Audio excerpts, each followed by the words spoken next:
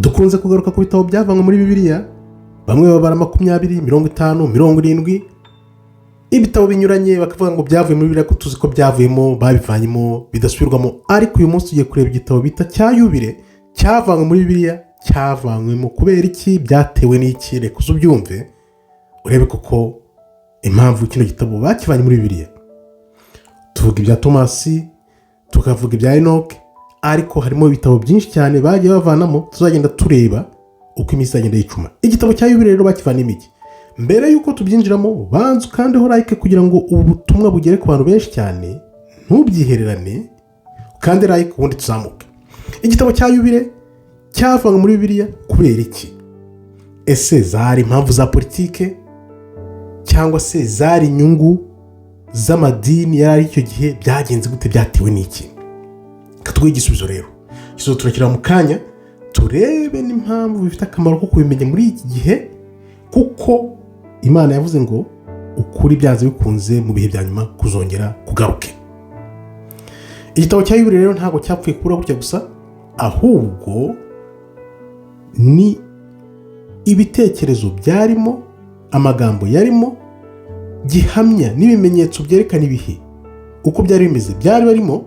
Noneho abayoboraga icyo gihe nyuma bamaze gufata ubuyobozi, nk'uko turi bubone, cyane cyane byabereye Inasiya, iriya nama Constantine yakoresheje, bafata umwanzuro baravuga bati ibitabo byose babivanemo, ibyavuga ukuri, ibyakangaga ubutegetsi n'ubuyobozi bwari icyo gihe byose babihuzamo. Kubera iki? Kubera ko byari bihabanye n'imiyoborere yabo. Urumva, bafashe imiyoborere y'Uwiteka Imana yari yagennye, noneho bayibusanya n'ijambo ry'ukuri ry'umwimerere. Ibitabo rero ko byo byari bihari bikagongana, niyo mpamvu bakivanyemo. Ariko reka turebe impamvu nyamukuru. Kandi none na za kalendari zari ziriho ntabwo byahuzaga iminsi. Iyi minsi tubara mu 365, abandi bari bafite iminsi 364 nk'uko turibone. Kandi noneho bikaba byari binyuranyije n'ubuyobozi bwavugaga bwihaga ububasha butanditse muri ibyo bitabo.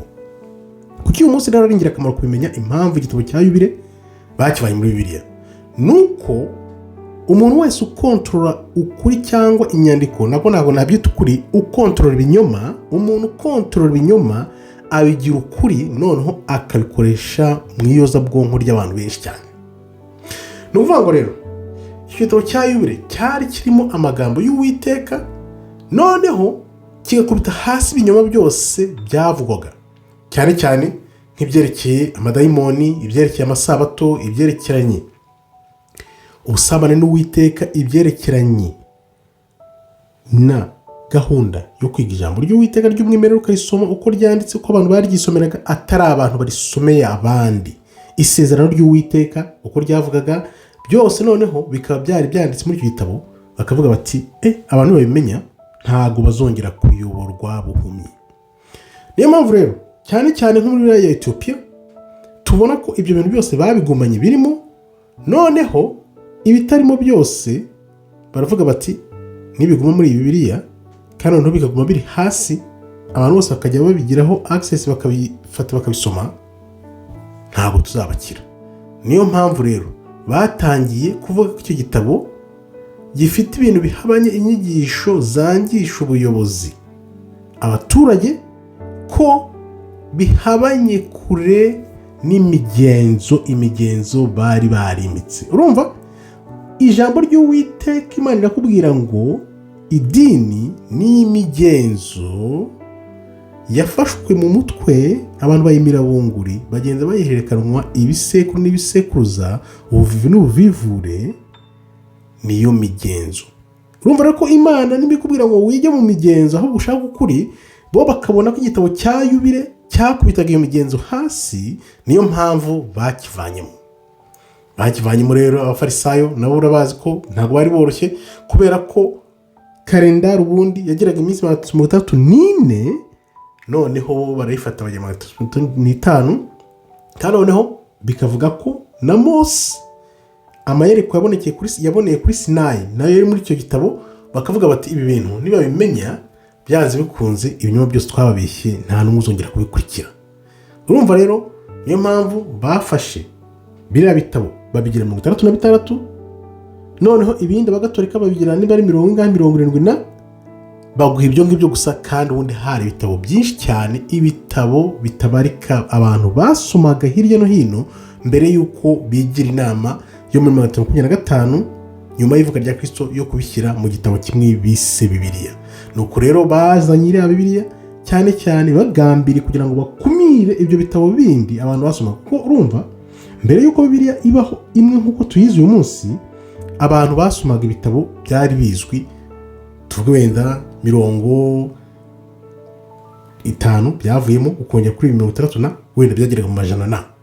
Noneho baravuga bati aba bantu kugira tubashobore nuko dufata Bibiliya tukagenda tubigosora tukabikata, noneho tukabaha bike bazajya basoma kugira ngo batamenya ibindi. noneho nuko bagiye babivana mu bantu, bica abantu, bahamba babona buhoro kugera hasigaye Bibiliya dufite uyu munsi ariyo bita ngo niryo jambo ry'Imana kandi rituzuye. ni ijambo ry'Uwiteka ariko ntabwo ryuzuye kubera ko ibitabo byinshi babikasemo. narabikweretse, ushaka n'urugero wandike mutima gihamya unyereke igitabo bavanyemo cyangwa bakase. turebe rero ibintu abantu benshi batabona batajya bitaho. urabona ko abantu benshi nyine twakuze twese tubonera Bibiliya, ntabwo abantu babyibaza. niyo mpamvu twebwe twagira ubuntu kugira ngo ibintu tubyibaze tugomba kubibasangiza. reba rero ziriya nyandiko bavanye hariya muri Egiputa mu Misiri zerekanaga ko hari ibindi bitabo byinshi bavanyemo. ni ukuvuga ngo havuyemo ibitabo byanze bikunze nka 15 bindi bibura muri Bibiliya. ibyo bitabo byinshi byagize n'uruhare mu kwandika isezerano rishya, kuko ibyo bitabo bindi binaburamo wibuka ko biri muri Bibiliya yo muri Etiyopiya yabisigasiye imyaka irenga 2000. ni ukuvuga ngo rero ibyo bintu byose iby'imigenzo bari barimo byose nta kintu na kimwe byashoboraga gutwikira ku ijambo ry'umwimerere, kuko ryasigasiwe. niyo bavuga ngo wenda ari muri Etiyopiya gusa, ahandi bakavuga ibyabo, ariko abantu bose niyo bafite amabibiliya byaragenzuwe byerekana ko amabibiliya yose hafi 95% ajya guhuza. ni ukuvuga ngo rero ibyo dufite uyu munsi bihabanye n'ukuri nyakuri, ahubwo Bibiliya yo muri Etiyopiya kuko yo ifite ibitabo birenzeho niyo ifite ukuri nyako kurusha ibyo bahimbye mu byo bavanyemo.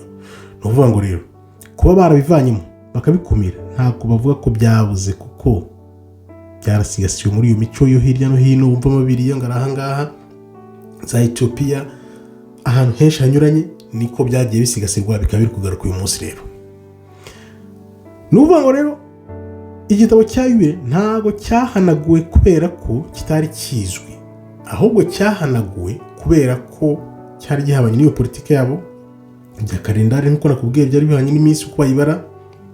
noneho kandi bakavuga bati ngo ntabwo twakizeraga, ngo ntabwo tuzi umuntu wacyanditse. ibitabo byose bakubajije wavuga umuntu wese wabyanditse, ibyo urumva ko ari ibinyoma. ni ukuvuga ngo rero ibyo bintu bafashe bakigira inama yo kugira ibitabo ngo bashyira muri biya bindi bakabivanamo. ibyo bintu byose babikoreye kubera ko abantu baramaze kumva ko iyo bamenye ukuri babohoka, ahubwo atari intege nkeya za muntu kugira ngo ugire ukwizera usesuye, atari ibinyoma gusa batamika abantu ngo bamire bunguri batabajije. abantu bose nibabaza, ubu ushobora kuvuga uti icyo gitabo se kimaze iki kubera ko bakivanye. none reka nkwereke iminsi tubariraho. ibaze niba iminsi yari 34 barakubwira ngo turajya 35. nigeze kubikwereka nkwereka ko tubara kalendari kuva ku wa mbere kugeza ku cyumweru. noneho ukibaza wagira ngo ahubwo baranatwumvise kalendari z'ubu ngubu zikigeze ziza barabihinduye ku buryo iminsi ikurikirana noneho kugeza kuva ku wa mbere kugera ku cyumweru. mbere uvaga ku wa mbere ukagera ku gatandatu ukongera ukagaruka inyuma ukaza gushaka icyumweru. ni impamvu rero igitabo cya Yubile icyo babivaniyemo. impamvu ntabwo ari uko kitavugaga ukuri, ahubwo wakwibaza uti kuki bafashe icyo cyemezo cyo kuvanamo igitabo cya Yubile? kuki? ese weho wagenzura ubwawe kugira ngo urebe impamvu babivanyemo? impamvu none na Bibiliya uko twayihawe bavuga ngo iruzuye kandi noneho bagenda bacamo ibice, none bakakubwira ngo usome isezerano rishya gusa ntusome irya kera. ni ukubera iki? kubera iki? Ijya byibaza kuki bakubwira ngo soma isezerano rishya gusa, irya kera ntujyeyo? Kubera iki? Jya wibaza impamvu nabyo bakubwira ngo ntujyeyo. No kubera iki? Ni uko badashaka ko abantu bamenya ukuri, kuko abantu bamaze kumenya ukuri mu ijambo rya kera, isezerano rya kera, byose byahita byikubita hasi ko nta wakongera kwizera ibyo bigisha. Abantu bose bamaze kwisomera ijambo. Ni ukuvuga yes, iyi Bibiliya dufite irimo ukuri, yuzuyemo ukuri kwinshi cyane, ijambo ry'Imana, ariko abantu ntibayisomera ubwabo, kuko abantu bumva ibyo abapasiteri babatamika icyumweru kigahita ikindi kigataha, ukwezi, umwaka, byose bakabatamika ibintu. Noneho ukibaza impamvu, ukajya ukibaza impamvu ibintu bidakoreka bikayoberana. Kubera iki? Nawe jya ubyibaza. Kanguha isomo rero ugomba kuvana hano uyu munsi. Ni ukuvuga ngo amateka ko yanditswe agoretse, byanze bikunze agira ingaruka mbi ku bantu bazaza mu gihe kizaza. Ni ukuvuga ngo rero ayo mateka batuma agira ububasha ku bantu, kubera ko uko bayaha abantu biba bipanze kugira ngo azabajyane mu buyobe. Kandi none rero iyo abantu bicicikiye ubwabo, ibitabo bigahishwa uko byatwitswe, ntibabyige ngo babyumve babimenye, bakurikira bya bindi byahinduwe ubuhumyi bakajya mu buyobe. Ni ukuvuga ngo rero kuba abantu bose bavuga ngo bafite Bibiliya imwe ngo niyo bemera, babishyizwemo. Hari n'umuntu ushobora kuvuga uti yewe Bibiliya ntukoraho, ukamubwira uti dore nyamara bino bintu barabihinduye, dore ibyo bakaze, ukabimwereka akabibona n'amazi, ariko akavuga ati no, ijambo ry'Imana shaweho ntago harikinisha, ntago ibintu bishoboka. No, ntago tuba turwanya ijambo ry'Imana, tuba tukubwira ko ahubwo ibyo baguhishe, ibyo bakase, ibyo bavanyemo byose byagombye kuba biguha bwa busabane n'Imana bwuzuye. Kandi noneho ukamenya ko iyo migenzo n'imico ihabanye kure n'ijambo ry'umwimerere ry'Uwiteka Imana ashaka ko tumenya. Kandi amahire ni uko Imana yavuze ngo muri iriya minsi ya nyuma bizongera bigaruke, tumenye ukuri, kuko ukuri kuzabohora imbohe. Noneho abantu bakagira ukwizera no kwihangana, byo bizatuma noneho tujya mu nzira y'urumuri aho kujya mu mwijima n'ubuyobe abantu bamye barimo imyaka ikaba ibaye 2000 n'imisago. Ni ukuvuga ngo rero byanze bikunze ukuri kurarokoka. Uko wabigenza kose, wavanamo inyandiko, wavanamo ibitabo, wabihisha, wakora ibiki byose, ukuri byanze bikunze gucika ku icumu. Kandi iyo cumu iyo urifashe ukarikoresha neza, iryo cumu rishobora gushinga ukuri, kwa kuri kuzabatura abantu, kuko abacitse ku icumu bose byanze bikunze bamenye ukuri kubabatura, kandi nabo bakugeza ku bandi bakababera urumuri. Byanze bikunze urwo rumuri rukaganza umwijima ubuziraherezo. Nkambashimira rero mwe twabanye.